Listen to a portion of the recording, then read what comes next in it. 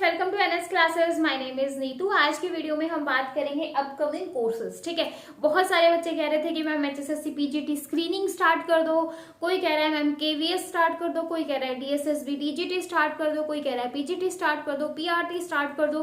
तो वही आज हम उसी के रिगार्डिंग बात करेंगे कि अब जो है आपका किसका क्रैश कोर्स आएगा, अब जो है हम किसकी प्रिपरेशन करेंगे, क्योंकि आपका स्टेट का एग्जाम हो चुका है, सबका काफी अच्छा गया। देखो जिन्होंने जो है 40 डेज क्रैश कोर्स को फॉलो किया था, सबके मोस्टली मैं कह सकती हूँ 30+, 40+ और 50+ भी जो है वो मार्क्स आए हैं। ठीक है, लेकिन किसी ना किसी रीजन से कि कॉमन में एक बच्चा के तो ये लगा लो कि 60 में से 53 मार्क्स आए हैं। भाई मैं आप लोगों के साथ उसके शेयर भी कर दूंगी। 53 मार्क्स आए हैं, लेकिन थ्योरी में उसके इतने कम रह गए कि वो 86 या फिर 89 कुछ है, उसके इस तरीके से आके बॉर्डर लाइन पे वो अटक गया। ठीक है, लेकिन सीएस में जो है उसने काफी अच्छा स्कोर किया। तो जितने भी बच्चे हैं, मतलब मोस्टली बच्चे हैं, मोस्टली के ये कि 40+ है, 46, 47, 48 और जो है कुछ ऐसे भी हैं भी जिनके 33, 34, 36, 37 ऐसे भी मार्क्स हैं। ठीक है, लेकिन ये है कि जिनके 30+ आए हैं वो ये कह रहे हैं कि मैम आपने ठीक करवाया, लेकिन हम जो है खुद की गलती की वजह से अच्छे से नहीं कर पाए। ठीक है, लेकिन देखो क्वेश्चन जो है काफी हद तक जो है एग्जाम में आपको देखने को मिले होंगे। जिस बच्चे ने 40 डेज क्रैश कोर्स को, टेस्ट सीरीज को फॉलो किया था, बिल्कुल भी देखे होंगे आपने एग्जाम में। ठीक है, तो उसी के बेस पे जो है अब हम नया कोर्स जो है वो स्टार्ट करने वाले हैं। पेड कोर्स भी स्टार्ट होगा हमेशा की तरह और फ्री कोर्स भी स्टार्ट होगा। ठीक है, तो आपका जो है पेड कोर्स भी स्टार्ट होगा। अगर आप पेड में इंटरेस्टेड हैं तो पेड ले सकते हैं, और देखो आपका फ्री भी होगा। मैं यहाँ पर किसी को ये नहीं कर रही कि जो फ्री करना चाहता है तो बिल्कुल वो फ्री में जाए। ठीक है, कोई पेड लेना चाहता है तो वो मेरी रिस्पॉन्सिबिलिटी हो जाती है यहाँ पर। ठीक है, लेकिन देखो किसी ना किसी वजह से फिर भी बच्चों का रह गया, तो मैं ये कह रही हूँ कि अब की बार जो कॉमन पेपर होगा, चाहे वो आपका केवीएस का कॉमन हो, चाहे वो आपका डीएसएसबी का कॉमन हो, चाहे वो एचएसएससी पीजीटी स्क्रीनिंग का कॉमन हो, उसको भी मैं यहाँ पर जो है कवर अप करवाऊंगी, ताकि जो है आपको कहीं और से कुछ करना ना पड़े और आप बाद में ये ना कहो कि मैम हमने कंप्यूटर में तो अच्छा स्कोर किया लेकिन जो है कॉमन में हम रह गए। ठीक है, अगली बार जो है आपको इस टाइप की जो कोई प्रॉब्लम है फेस नहीं करनी पड़ेगी। ठीक है, तो अब हम बात करने वाले हैं कि जो हमारे अपकमिंग कोर्सेज हैं वो कौन कौन से आएंगे। कौन कौन से आएंगे भाई?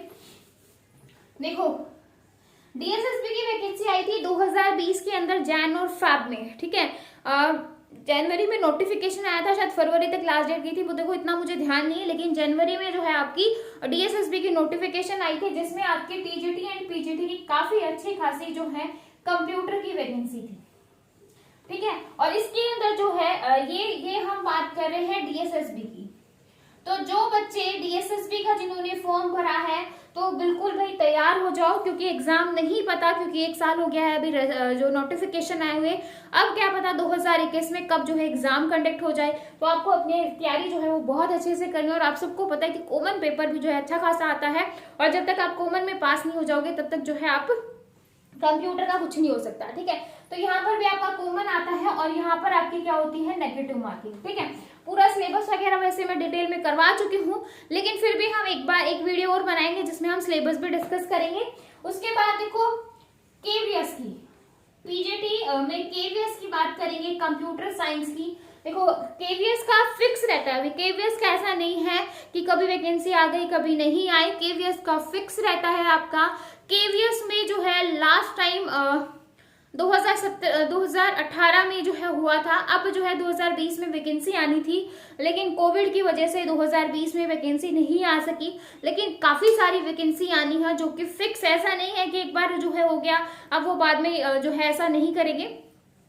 2021 में मार्च में आपको बिल्कुल जो है केवीएस का नोटिफिकेशन देखने को मिलेगा। और मैं बताऊं आपको केवीएस का जो टाइम है ना वो फिक्स रहता है, ऐसा नहीं है कि वैकेंसी जो है नोटिफिकेशन आ गई है उसके 1-2 साल के बाद पेपर कंडक्ट करवाएंगे, विदिन 3 मंथ्स जो है आपका पेपर भी हो जाता है। तो अब जो है हम यहाँ पर केवीएस पीजीटी की भी तैयारी स्टार्ट करेंगे, डीएसएसबी टीजीटी पीजीटी की भी तैयारी स्टार्ट करेंगे। और लास्ट जो मोस्ट डिमांडेड है, जो बहुत ज्यादा बच्चों की डिमांड है, आपका एचएसएससी पीजीटी स्क्रीनिंग का एग्जाम। ठीक है, उसकी हम यहाँ पर बात करेंगे। काफी अच्छा खासा जो है कंप्यूटर का यहाँ पर लेवल भी होता है। देखो तीनों में जो कंप्यूटर का लेवल है वो अच्छा होता है, लेकिन इतना भी नहीं है। अगर आप थोड़ा सा जो ट्रिकी क्वेश्चन आते हैं, लेकिन जो आपने एचटेट में पढ़ा है वैसा ही होगा, लेकिन थोड़ा सा लेवल जो है हम हाई करेंगे, ठीक है। उसके बाद जो है भाई, उसके बाद इन तीनों की जो है प्रिपरेशन स्टार्ट करने वाले हैं, और इसी साल में जो है आपको एनवीएस की वैकेंसी भी देखने को मिल सकती है नवोदय विद्यालय की, ठीक है। नवोदय विद्यालय की आपको वैकेंसी देखने को मिल सकती है, साथ साथ राजस्थान में भी जो है कंप्यूटर की वैकेंसी आ सकती है। तो देखो यहाँ पर देखो आपके 4 तरीके की हो गई, इनकी प्रिपरेशन करेंगे तो आपकी एनवीएस की प्रिपरेशन भी होगी, ठीक है। और एक बात नोट करने वाली है, सिर्फ आपको इस एग्जाम को छोड़ के बाकी जितने एग्जाम है सब में जो है आपकी क्या है भाई, नेगेटिव मार्किंग है। क्या है? नेगेटिव मार्किंग है, ठीक है।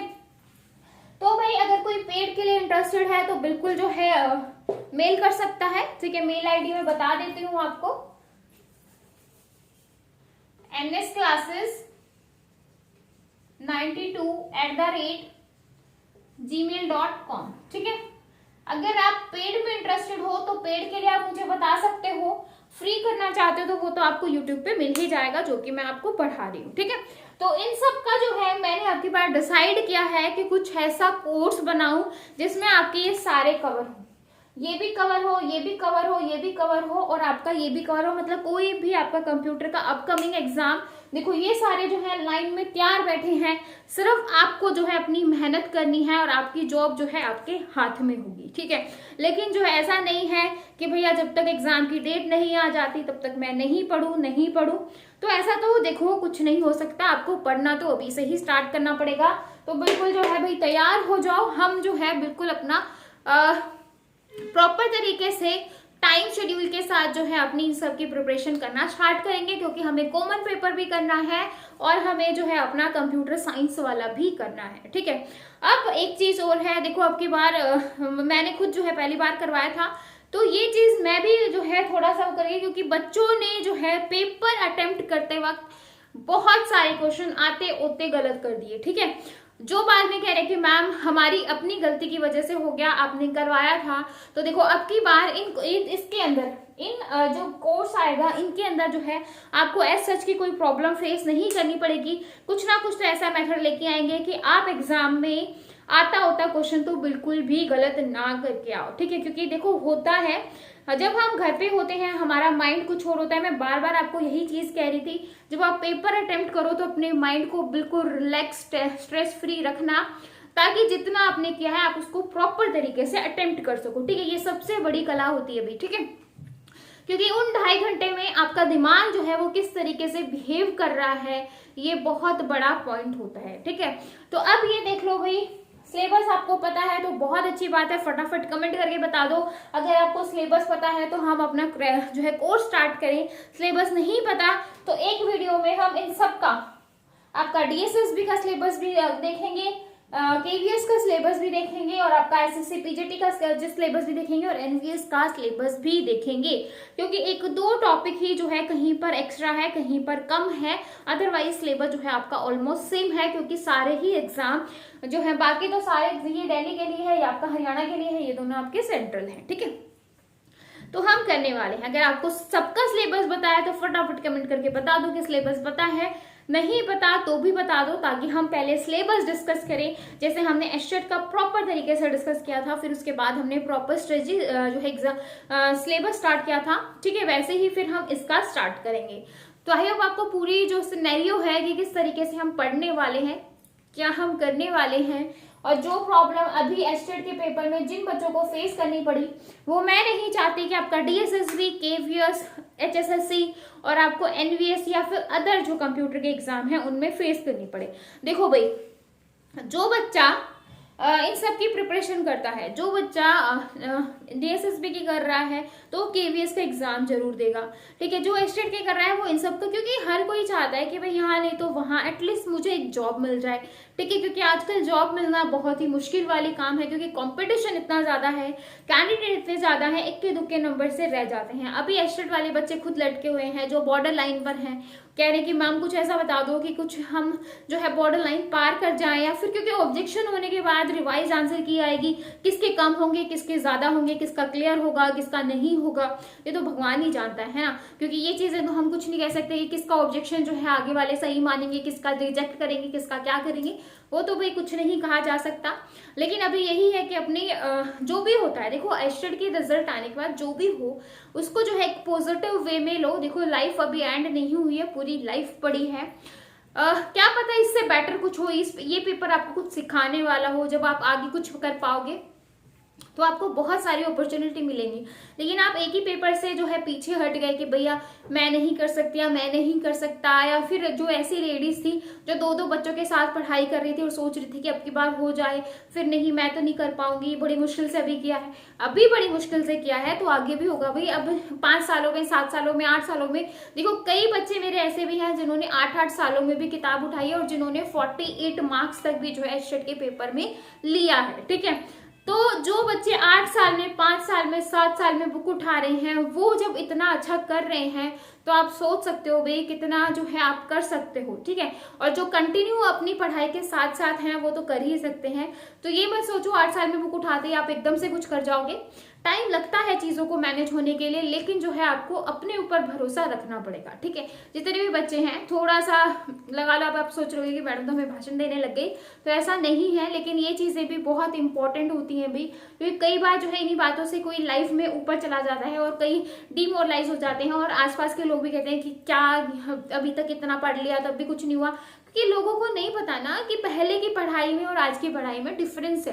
पहले इतना कंपटीशन नहीं होता था, पहले किसी जॉब के लिए इतने सारे एग्जाम नहीं होते थे, प्री हो गया, ये हो गया, वो हो गया, पहले नहीं होता था। अभी अब जो है काफी ज्यादा जो है कंपटीशन आ गया है, तो जो पहले वाले लोग हैं उनको इतना नहीं पता, या फिर पता भी है तो कई जो है टोंट मारने में रहते हैं। तो आप जो है दूसरों की बातें ना सुने, अपनी पढ़ाई को कंटिन्यू रखें। जितने बच्चे जो है सीएस की प्रिपरेशन कर रहे हैं वो बिल्कुल भाई अब तैयार हो जाओ इन सारे कोर्सेज के लिए, जिसको हम एक कोर्स बनाने वाले हैं। आप सोच सकते हो कि वो एक कोर्स कितना धांसू होने वाला है। ठीक है, साथ ही साथ मुझे कुछ और जरूरत पड़ी तो हम वो भी करेंगे। और बिल्कुल भाई पेड कोर्स में आपका मोस्ट वेलकम है। अगर आप चाहते हो, इंटरेस्टेड हो तो बिल्कुल भी आप आ सकते हो। ठीक है, तो यही मुझे आपको बताना था, ताकि वैसे तो ये सारी बातें नहीं हो पाती, वीडियो के थ्रू ये है कि आप समझ जाओगे कि भाई हम क्या करने वाले हैं, अभी हम क्या स्टार्ट करेंगे। कॉमन के लिए आपको कहीं जाने की जरूरत नहीं है।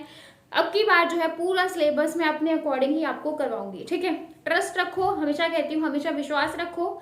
अगर एक बंदे पे टिक जाते हो, एक बुक पे टिक जाते हो, एक उस पे टिक जाते हो तो लाइफ जो है वो हो जाती है। लेकिन हम जब 10 जगह भागते हैं तो जो है हम कहीं पर भी स्टेबल नहीं हो पाते। ठीक है, ये मैंने खुद का एक्सपीरियंस किया हुआ है। अभी 10 मल्टीपल बुक पढ़ने की बजाय अगर एक बुक पढ़ लो तो वो आपको सक्सेस दे देगी, लेकिन 10 बुक आपको नहीं दे पाएंगी, क्योंकि वो कंफ्यूज कर देती हैं। भाई आप खुद कंफ्यूज रहते हो, आपका मन खुद चलू चलू रहता है, ये भी कर लूँ, वो भी कर लूँ, ऐसा भी कर लूँ, वैसा भी कर लूँ। ऐसा कुछ नहीं है भाई, क्योंकि हर चीज इतनी वास्ट है कि आप कुछ भी कर लो एकदम से आप पूरा नहीं कर सकते। पूरे मार्क्स आपको चाहिए भी नहीं। ठीक है, पूरा ऐसा नहीं है कि जो भी जिनके फुल ऑन फुल आते हैं, अब ये स्कूल टाइम कॉलेज टाइम नहीं रह गया है। ठीक है, ये कॉम्पिटेटिव एग्जाम है, आपको 60%, 65%, 70%, 75% यहाँ तक बच्चे जो है कर सकते हैं, उसके ऊपर जो है मुश्किल हो जाता है। ठीक है, तो इसलिए जो है इतना ज्यादा स्ट्रेस मत लो, जितना आता है उतना ही अच्छे से करो। पूरे के चक्कर में मत पड़ो, पूरे के चक्कर में आधा भी हाथ नहीं लगता। ठीक है, तो आई होप आपको मेरा जो है वीडियो का मोटिव समझ में आया होगा, समझ में आएगा कि हम आगे क्या करने वाले हैं। फिर समझ में आया तो फटाफट करो भाई लाइक, शेयर और सब्सक्राइब। बच्चों के साथ ज्यादा से ज्यादा शेयर कर सकते हो इस वीडियो को, जो भी बच्चे इन सबकी प्रिपरेशन कर रहे हैं, जो मैंने यहाँ पर नोट डाउन किया है, ताकि जो है वो यहाँ पर बिल्कुल आ सके और अपनी प्रिपरेशन को अच्छा बना सके। ठीक है, तो फिर मिलेंगे ऐसी नई वीडियो के साथ, तब तक के लिए बाय एंड थैंक यू।